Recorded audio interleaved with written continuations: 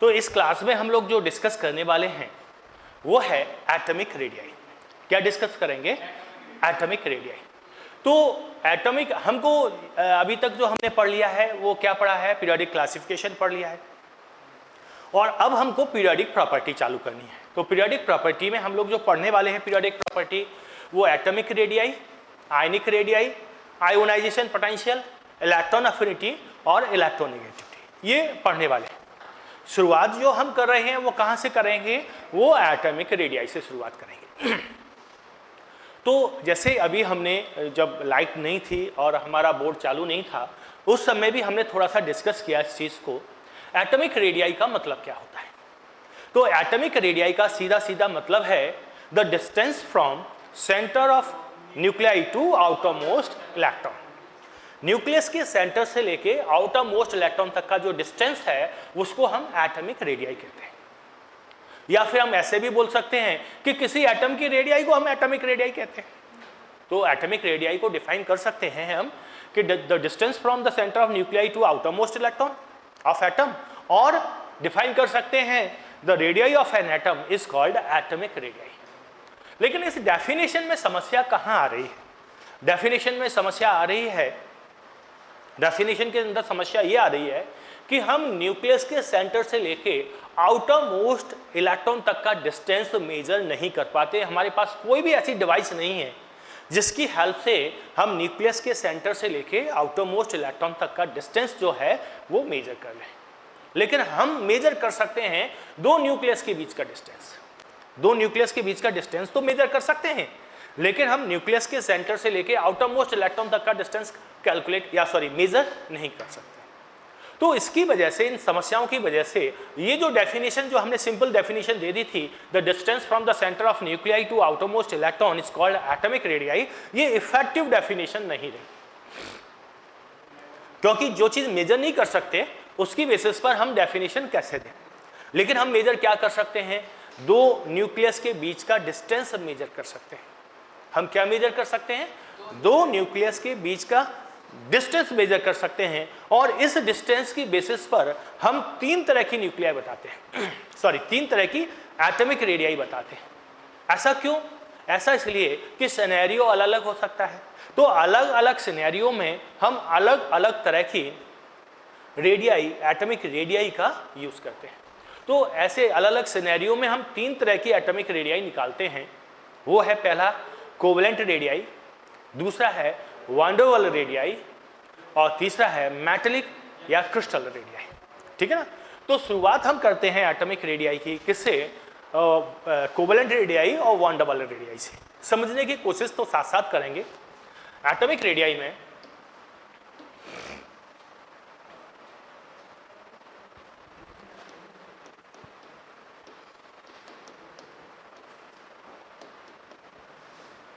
सबसे हम पढ़ेंगे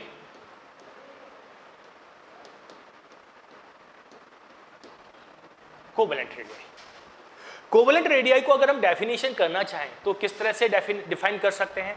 कोवेलेंट रेडियाई है the half of the distance between nuclei of two atoms, the half of the distance between nuclei of two atom which are covalently bonded. तो covalent bond से बंधे हुए दो atom की न्यूक्लियाई के बीच की डिस्टेंस का आधा क्या हो जाएगा? कोवेलेंट रेडियाई हो जाएगा।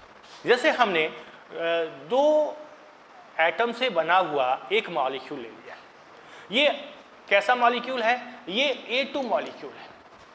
मीन्स ये एटम A है और ये एटम A है, दोनों के न्यूक्लियस के बीच का डिस्टेंस ये है। ये दोनों A एटम कोवेलेंट बॉन्ड से बंधे हुए। किससे बाइंड है बेटा?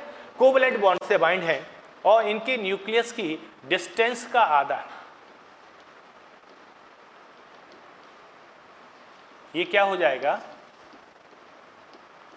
कोवेलेंट रेडियाई हो गया। क्या हो गया? ये कोवेलेंट रेडियाई हो गया। अब वांडरवाल रेडियाई क्या होता है? एक्चुअल में हर एटम कोवेलेंट बॉन्ड नहीं बनाता है। जैसे हम इनर्ट गैस की बात करें तो इनर्ट गैस के केस में हम कोवेलेंट रेडियाई यूज नहीं कर सकते क्योंकि वो आपस में कोवेलेंट बॉन्ड के जरिए जुड़ते नहीं हैं। ऐसे केस में हम वांडरवाल रेडियाई का यूज करते हैं। किस रेडियाई का यूज करते हैं? Van der Waals radii. Van der Waals radii को समझने के लिए हमने क्या किया, दूसरा A2 मॉलिक्यूल ले लिया, दूसरा A2 मॉलिक्यूल ले लिया। ये भी दूसरा A2 मॉलिक्यूल है जिसमें दो एटम AA आपस में कोवैलेंट बॉन्ड से बंधे हुए।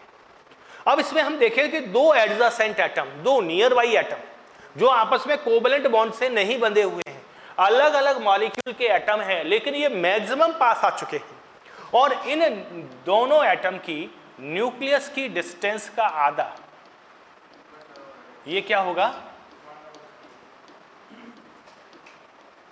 वान डेर वाल्स रेडियाई हो जाएगा। The half of the distance between nuclei of two atom, nuclei of two atom या two nearby atom of two different molecule या टू एडजेसेंट मॉलिक्यूल, दो एडजेसेंट मॉलिक्यूल के nearby atom जो हैं, इनकी nucleus के बीच की distance का आधा वान डेर वाल रेडियाई हो जाएगा। यहां ध्यान देने वाली बात है कि ये जो एटम हैं, जो अलग अलग मॉलिक्यूल के एटम हैं, ये मैक्सिमम पास आ जाने चाहिए और जब ये मैक्सिमम पास आ जाते हैं तो इन दोनों न्यूक्लियस, देखो ये दोनों एटम आपस में कोवैलेंट बॉन्ड से बंधे नहीं हैं, जुड़े हुए नहीं हैं, इन दोनों न्यूक्लियस की डिस्टेंस का आधा जो होगा that is one der Waals radii होगा। ये क्या होगा, वान डेर वाल्स रेडियाई होगा। तो ये वान डेर वाल्स रेडियाई हो गया, क्लियर। तो कोवैलेंट रेडियाई और van der Waals radii, covalent bond से बंधे हुए दो एटम के न्यूक्लियस के बीच की डिस्टेंस का आधा क्या होगा, कोवैलेंट रेडियाई होगा। और दो अलग अलग मॉलिक्यूल जो एक दूसरे से मैक्सिमम पास आ गए हैं, इनकी न्यूक्लियस के बीच की डिस्टेंस का आधा वो वान डेर वाल रेडियाई होगा, ठीक है ना।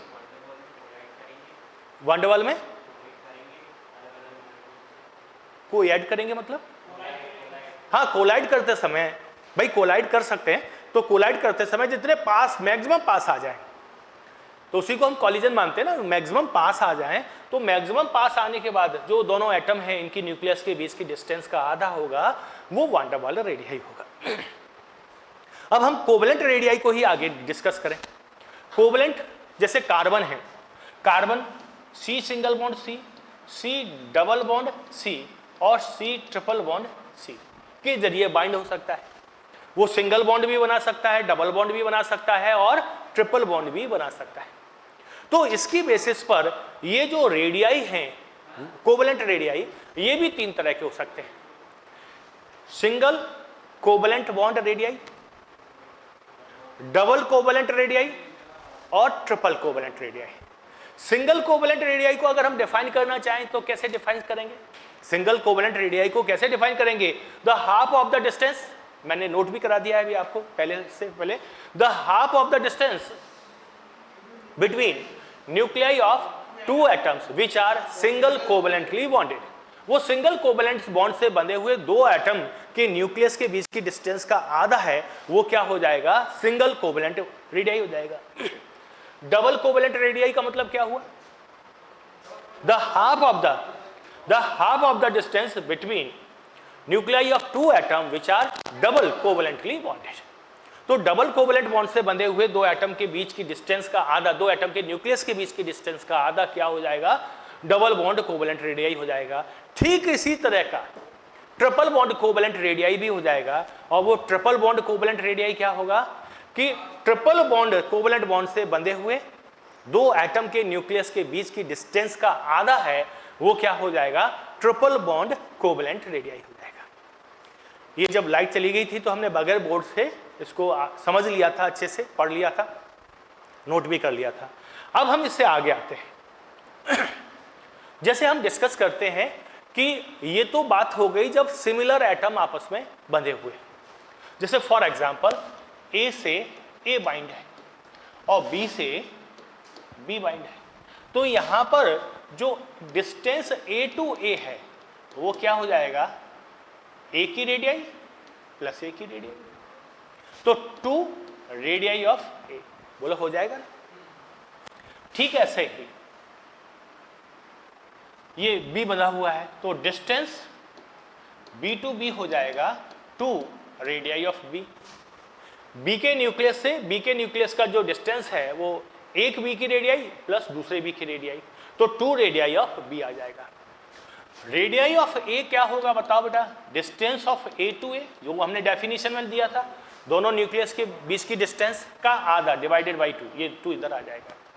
और ठीक ऐसे ही रेडियाई ऑफ बी आ जाएगा distance B to B divided by 2। आप इस बात से सहमत हैं?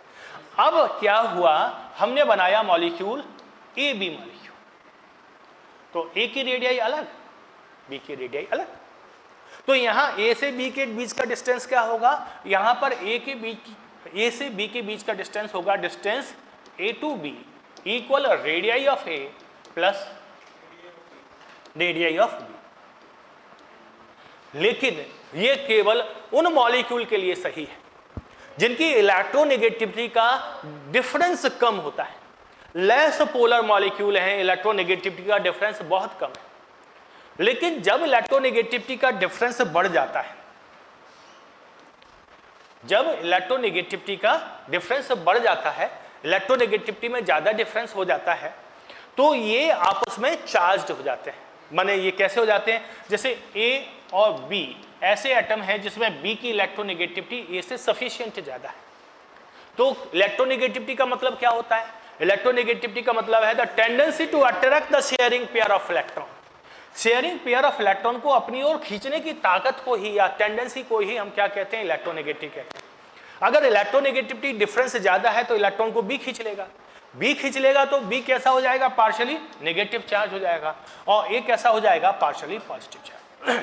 अब इसमें दो तरह के फोर्स वर्क कर रहे हैं। कोवलेंट बॉन्ड तो बना हुआ है पहले से ऑलरेडी बना हुआ है। ये जो चार्ज का डिफरेंस आ गया है, ये चार्ज का डिफरेंस, ये चार्ज भी एक दूसरे को अपनी तरफ क्या करेंगे, अट्रैक्ट करेंगे। ये चार्ज भी एक दूसरे को क्या करेंगे, अट्रैक्ट करेंगे। रिजल्ट क्या आएगा, ये चार्ज भी एक दूसरे, तो बॉन्ड लेंथ कैसी हो जाएगी, इसमें कम हो जाएगी, बॉन्ड लेंथ कम हो जाएगी। तो ये हो जाएगा distance A to B equal हो जाएगा radii of A plus radii of B minus, क्या हुआ कि ये चार्ज भी एक दूसरे को अट्रैक्ट कर रहे हैं, तो ये और पास आ गए, डिस्टेंस और कम हो गई। कितनी कम हो गई डिस्टेंस, वो डिपेंड करेगी इनके इलेक्ट्रोनेगेटिविटी डिफरेंस के ऊपर। डिस्टेंस कितना कम हुआ ये किसके ऊपर डिपेंड करेगा, इलेक्ट्रोनेगेटिविटी डिफरेंस के ऊपर। तो ये हो जाएगा 0.09 काई ए माइनस काई बी। ये एक्स ए और माइनस एक्स भी नहीं है, आप चाहो तो कह सकते हो, लेकिन ये क्या है, काई ए माइनस काई बी। काई ए माइनस काई बी क्या है, electronegativity difference between atom A and B. Atom A की इलेक्ट्रोनेगेटिविटी काई ए, बी के एटम की इलेक्ट्रोनेगेटिविटी काई बी, और काई ए माइनस काई बी क्या है, एटम और ए और बी के बीच की इलेक्ट्रोनेगेटिविटी का डिफरेंस है। क्लियर हो गया? तो ये आप थोड़ा सा नोट कर लें।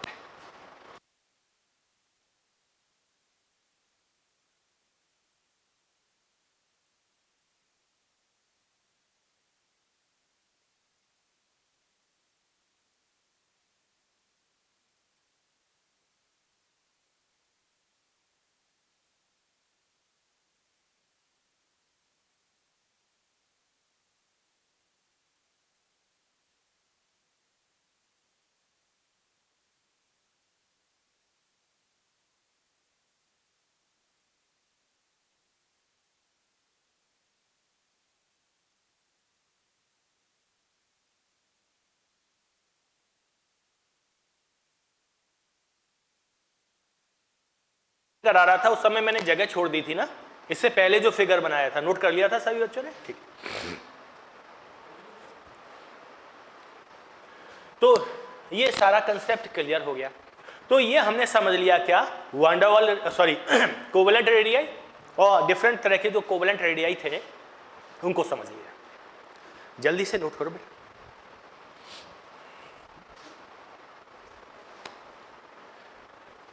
वंडरवॉल रेडियाई की डेफिनेशन नोट कर ली थी क्या? अभी नहीं की है ना, वापस आएंगे हम वंडरवॉल रेडियाई का।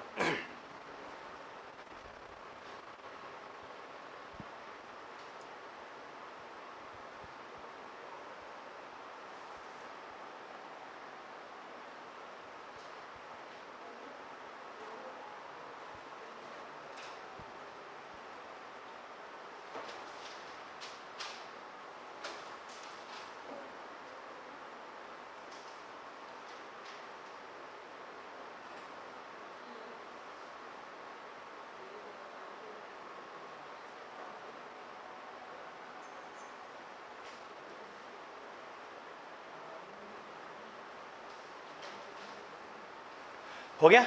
अब हम समझने की कोशिश करते हैं कि वान डेर वाल्स रेडियाई का मतलब क्या है। वान डेर वाल्स रेडियाई, तो आपको क्लियर है कि दो अलग अलग मॉलिक्यूल के adjacent atom, near by atom कि न्यूक्लियस के बीच की डिस्टेंस का आधा वान डेर वाल्स रेडियाई होगा। क्या होगा? वान डेर वाल्स रेडियाई। तो जिस बच्चों ने ये फिगर को नहीं बनाया वो फिगर बना ले।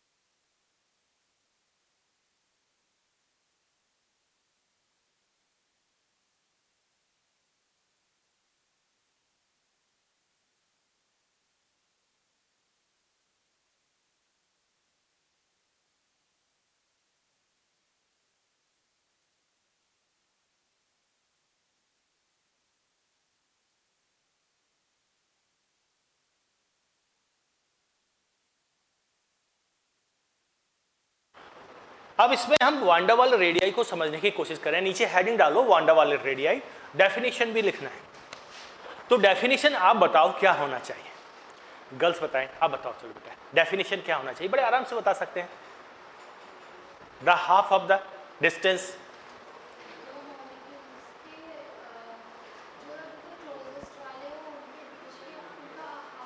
डिस्टेंस, उनके बीच के डिस्टेंस का आधा। बिल्कुल सही डेफिनेशन बताइए, बिल्कुल 100% सही। Very good. तो हम ये कह सकते हैं the half of the distance between, लिख लो, the half of the distance between nuclei of to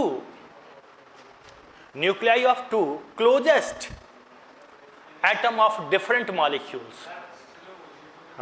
the half of the distance, देखो स्लो में क्या होता है कि जब अपन खत्म कर देते हैं तब लिखना चालू करते हैं।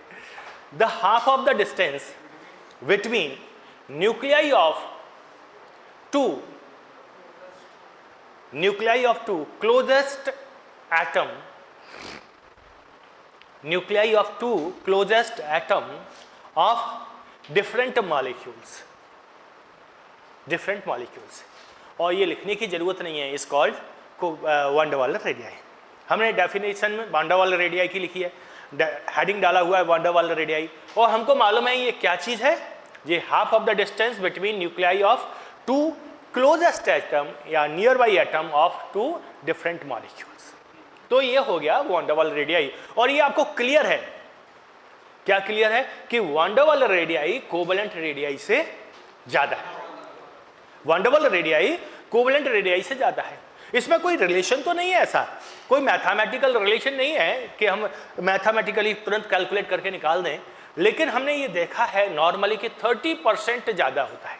नॉर्मली ये कैसा होता है? 30% ज़्यादा होता है। तो ये हो गया क्या? वान der Waals radii. Van der Waals radii के बाद एक और तरह की रेडियाई आती है, that is metallic radii of और crystal radii.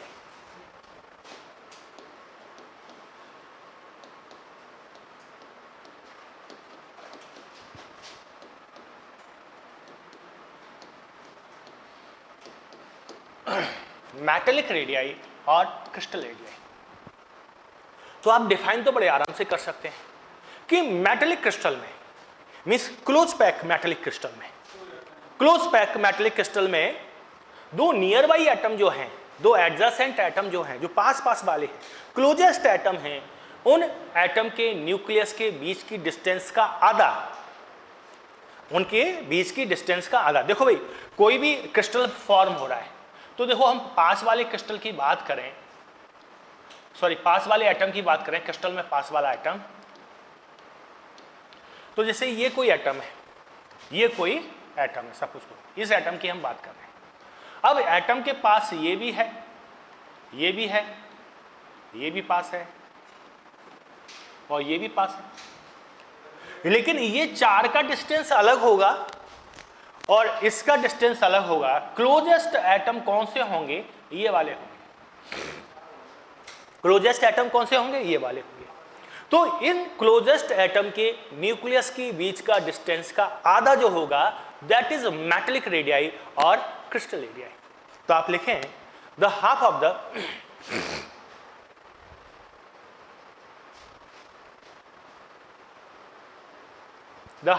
distance, the half of the distance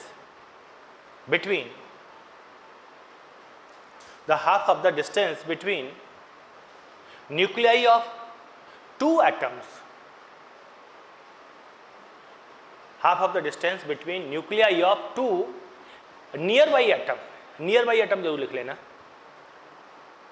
nearby atom present in close packed का मतलब जानते हो? बिल्कुल पास पास जहां सटे हुए रखे जाते हैं। Close packed metallic crystal,